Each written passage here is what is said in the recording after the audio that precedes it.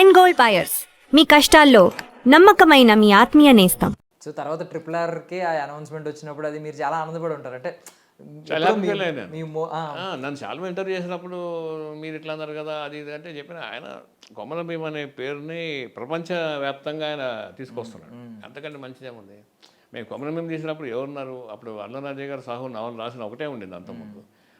అయితే ప్రాణరావు గారు రాసిన కథ ఇది వేరే పరిశోధన చేసి. సో కొమరం భీమ్ అనే వ్యక్తిని తెలియని కాలంలో కొమరం భీమ్ ప్రపంచవ్యాప్తం కావడము, కొమరం భీమ్ పేరు జిల్లా ఏర్పడము, కొమరం భీమ్ ఒక ఇంపార్టెంట్ ఫ్యాక్టర్ అంటే యాక్చువల్ ట్యాంక్ బండ్ల బొమ్మ కూడా మన సినిమాకి సంబంధించిన దాన్ని తీసుకునే చేశారు వాళ్ళు, కొమరం భీమ్ విగ్రహం కూడా.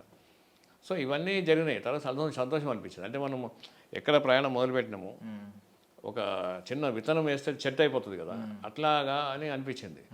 అయితే దానిలో అందరి పార్ట్ అవుతున్నాయి, ఒక్కరిదే కాదు. అప్పుడు మన సహకరించిన గిరిజనులు ఉన్నారు, తర్వాత హీరోగా చేసిన భూపాల్ రెడ్డి ఉన్నాడు, భూపాలన్న ఉన్నాడు, ఎస్ఎం ప్రాణరావు గారు ఉన్నారు, అందరు ఉన్నారు. పనిచేసిన అందరూ కూడా అందరూ దాన్ని ప్రాణం పోసి చేశారు, లేకపోతే ఎట్లా వస్తుంది రాదు. ఆ ట్రిపుల్ ఆర్ టైంలో ఒక వివాదం నడిచింది సార్, కాంట్రవర్సీ ఏంటంటే కొమరం భీమ్కి ముస్లిం క్యాప్ పెట్టారని చెప్పి. అప్పుడు మీరు సపోర్ట్ చేశారు, మీరు ఫ్యాక్ట్ మాట్లాడారు. అందరూ అంటే ఎవరు సపోర్ట్ చేయలేదు, నాకు తెలిసి చాలా తక్కువ మంది. అందులో మీరు సపోర్ట్ చేశారు. రాజమౌళి గారికి మీకు చుట్టరకం ఏమీ లేకపోయినా ఫ్యాక్ట్ ఏం చెప్పారంటే ఒక ముస్లిం ఫ్రెండ్ ఉండేవాడు, జర్నలిస్ట్ హెల్ప్ చేశాడు తనకి అని చెప్పి ఏదో చెప్పారు. అది నేను విన్నాను. అప్పుడు రాజమౌళి గారు ఏమన్నా మీరు తెలియకుండా ఒక వ్యక్తి వచ్చి ఒక సీనియర్ డైరెక్టర్ వచ్చి పాపం నాకు సపోర్ట్ చేస్తున్నారని ఎప్పుడైనా ఒక ఫోన్ కానీ ఎప్పుడైనా దాని గురించి ఏమన్నా ఉందా? వాళ్ళ నాన్నగారు విజేంద్ర ప్రసాద్ గారు మాట్లాడేవారు కొమరం భీమ్ గురించి ఆయన అడిగారు. సినిమా కూడా డివిడి కూడా అప్పుడు చూశారు, చూపించాము. అయితే అంతమంది ఇంకొక పని జరిగింది. దాసనారాయణరావు గారు పరమవీర చక్రం సినిమా చేశారు. దానిలో బాలకృష్ణ గారు, హీరో బాలకృష్ణ చాలా మంచి వ్యక్తి అతను, అంటే అప్పుడు చాలా కలిసి ఉండేవాళ్ళు. ఆ హీరో బాలకృష్ణ గారు 2 పాత్రలు చేస్తారు అందులో. ఒక ఆయన సైనిక అధికారి, ఇంకో అతనేమో సినిమా యాక్టర్, సినిమాలో కూడా. అందులో రావణ బ్రహ్మ అనే ఒక సినిమా కోదండకృష్ణ గారు డైరెక్ట్ చేస్తారు. ఇంకో దానికేమో ఆయన ఉన్నారు కదా బోయపాటి శ్రీను గారు, కొమరం భీమ్ అనే పాట ఉంటుంది దాంట్లో, దాన్ని నేను డైరెక్ట్ చేస్తాను. నేను సినిమాలో కనబడతాను. ఓకే. నేను గురువుగారు నన్ను పిలిచినప్పుడు ఆశ్చర్యపోయాను, దాసరి గారిని. నీ సినిమా కదా నువ్వే డైరెక్ట్ చేయన్నారు. అది ఏంటి, నేను అసలు ఎట్లా అంటే నేను ఇక్కడి నుంచి టాప్ కొట్టుకుని మళ్ళీ కింద పడ్డాను. నేను అట్లా మనసులో అట్లా అనిపించింది. ఆ సినిమాలో ఆ పాట ముందు, బాలకృష్ణ గారు పాట ముందు నేనే యాక్షన్ చెప్తాను, యాక్షన్ కట్ చెప్తాను. అది ఒక అదృష్టం. ఆ షూటింగ్ అయిన 8 రోజులు 10 రోజులు నేను ఉన్నా అక్కడ, గురుగారు పక్కనే ఉండేవాడిని. అప్పుడు ఆయన బాగా రిసీవ్ చేసుకున్నారు బాలకృష్ణ గారు. అది బాగా మంచి హిట్ అయింది ఆ సాంగ్ ఊరుగా, అదంతా కూడా. అదొక అనుభవం. తర్వాత మళ్ళీ రాజమౌళి గారు చేయడం ఒకటి.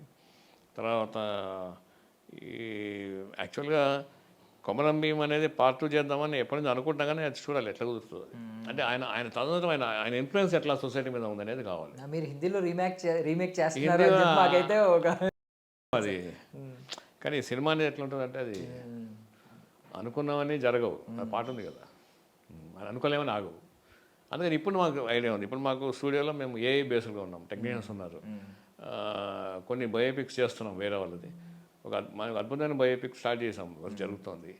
తర్వాత ఒక ప్రముఖమైన ఓటీటీ ఛానల్ కూడా చేస్తున్నాము.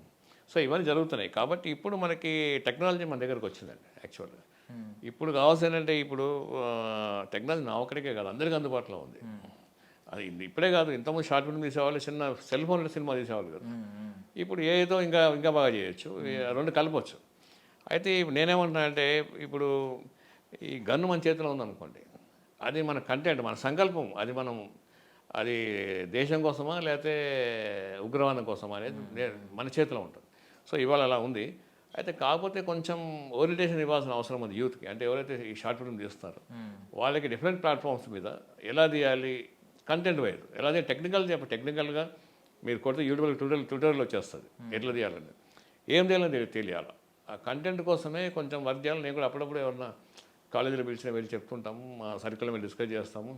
దాని ఒక పెద్ద ప్రయత్నం కింద మారుదామని ట్రై చేస్తున్నాం. అంటే ఎలాంటి కంటెంట్ ప్రజలకి ఇవ్వాల్సి ఉంటుంది అనేది అవగాహన వస్తే చాలామంది తయారవుతారు ఫిల్మ్ మేకర్స్ అనేది ఒక డ్రీమ్. అది నా dream, my dream. So actually అంటే మీ రూపాల్లో మారుస్తూ వచ్చాను నాలో క్రియేటివ్గా అని చెప్పి అన్నారు. బట్ ఇన్సైడ్ శ్రీధర్ గారు లోపల ఏంటనేది మీరు తెలుసుకోవాలి. బికాజ్ ఏంటంటే ఒక సామాజిక స్పృహ కలిగిన వ్యక్తిగా సోషల్ యాంగ్రీ సినిమా తీయడం, అలాంటి వ్యక్తి మళ్ళీ డివోషనల్ వైపు రావడం, సోషల్ ఈ సామాజిక స్పృహ కలగడం అంటే ఎక్కువగా లెఫ్ట్ భావజాలాలు ఉంటాయి. అనేది భక్తి కూడా సమాజంలో భాగమే కదండి. అంటే అలా అని కదా, లెఫ్ట్ భావజాలాలు ఏమన్నా ఎక్కువ ఉన్నాయా మీలో అని? బికాస్ కొమరం భీమ్తో స్టార్ట్ అయింది కదా ఇది, యా ఒక పోరాట యోధుడితో స్టార్ట్ అయింది. I'm a film maker. ఆ సినిమా కథ ఏం కోరితే అది మనం నేర్చుకుంటాం. ఇప్పుడు కొమరం భీం గురించి అడవులు తిరిగాం, గౌతమ బుద్ధుడి గురించి బుద్ధ సర్కిల్ మొత్తం తిరిగాం, నేపాల్ దాకా పోయినాం. ఆయన ఎక్కడ లుంబినివనంలో పుట్టిన దగ్గర నుంచి అన్నీ పరిశోధించాము. తర్వాత స్వామి రామానందాన్ని ఒకటి తీసాం, రామానంద తీర్థం మీద, అది తీసినప్పుడు ఆయన డిస్కస్ చేసాం. అంటే ఫిల్మ్ మేకర్ జాబ్ కదా అది, ఆయన ఏం పని చేస్తున్నాడో దాని గురించి పూర్తి తెలుసుకోవాలి. అంటే మీకు ఇప్పుడు లెఫ్ట్ భావజాలాలు ఎక్కువ ఉంటాయా సార్ లోపల, లేదు డివోషనల్ కైండ్ ఆఫ్ పర్సన్స్? మన ఎక్స్రే తీయించాను, రిపోర్ట్ రాలేదు ఇంకా లోపల ఏముందని. మీకే రిపోర్ట్ రాలేదా? రిపోర్ట్ రావాలి.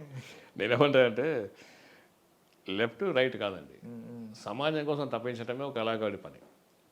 ఏ ఫిల్మ్ మేకర్ అయినా సరే, నువ్వు దేవుడి కథ చూపిస్తున్నావా, అందులో మంచి చూపించు. నువ్వు దేశం కోసం ఏదైనా వేరే కథ చూపిస్తున్నావు, అది మంచిగా చూపించు. నువ్వు అంటే చెడగొట్టేది విడగొట్టేది ఎందుకు తీయాలి మనము?